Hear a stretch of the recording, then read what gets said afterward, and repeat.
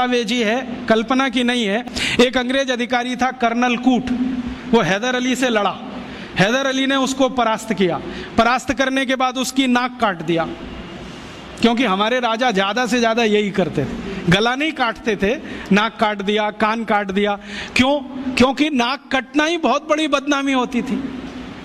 तो नाक काट दिया उसका, कटी हुई नाक लेके वो भागा कर्नल कूट। वो खुद अपनी डायरी में लिख रहा है कि जब मैं युद्ध में हार गया, हैदर अली ने मुझे नाक काट दी, हाथ में लेकर मैं भागा, और हैदर अली की सीमा खत्म हुई मैसूर राज्य की, तो बेलगाम नाम का एक गांव आया, वहां पर एक वैद्य ने मेरी सर्जरी की, 21 दिन मुझे अपने घर में रखा, सर्जरी करके लेपन लगाया, मेरी नाक जोड़ दिया, और आज मैं पार्लियामेंट के सामने कह रहा हूं कि भारत के वैद्यों को इतना ज्ञान है, वो ये सब कर सकते हैं। इसलिए हमें भारत में अपने लोगों को भेजकर ये विद्या सीखनी चाहिए। ये उसका भाषण है हाउस ऑफ कॉमन्स। तो कर्नल कूट के इस भाषण को सुनने के बाद अंग्रेजी सरकार ने तय किया, चलो कुछ लोगों को भेजो।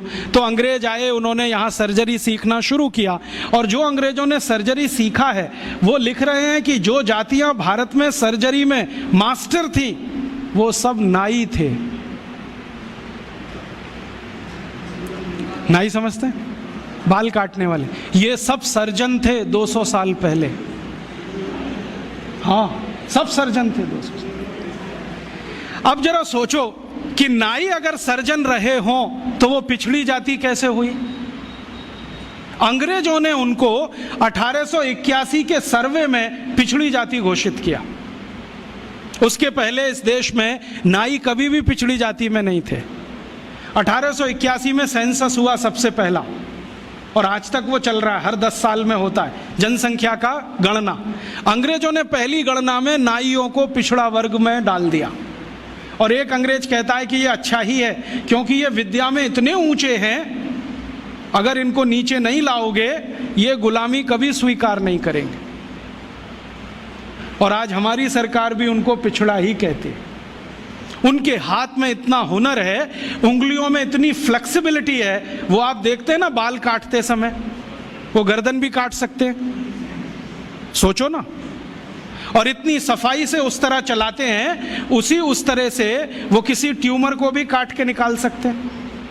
ये सब बहुत बड़े सर्जन रहे।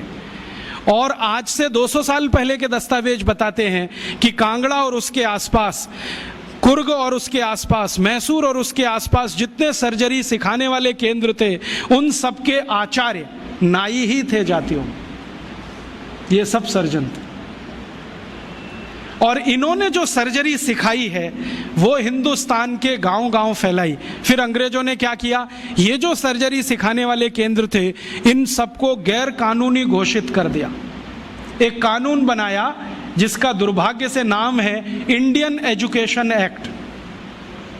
उसमें इंडियन कुछ भी नहीं है, नाम उसका इंडियन एजुकेशन एक्ट। उस कानून में उन्होंने ये तय किया कि भारतीय विद्याओं को सिखाने वाले जितने भी केंद्र हैं वो सब गैर कानूनी हैं।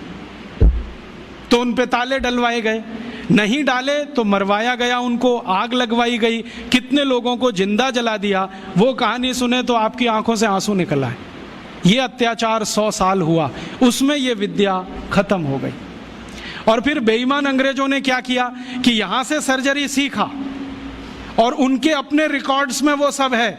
हिंदुस्तान को ये बताया कि देखो हम तुम्हें वापस सिखा रहे हैं।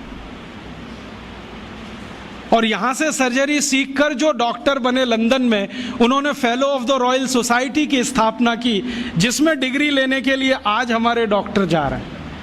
और उस प्रमाण पत्र को लाके दरवाजे पे बड़ा टांगते हैं। मैं देखो FRS, उसमें शहद लगा के चाटो तो विटामिन C भी ना मिले।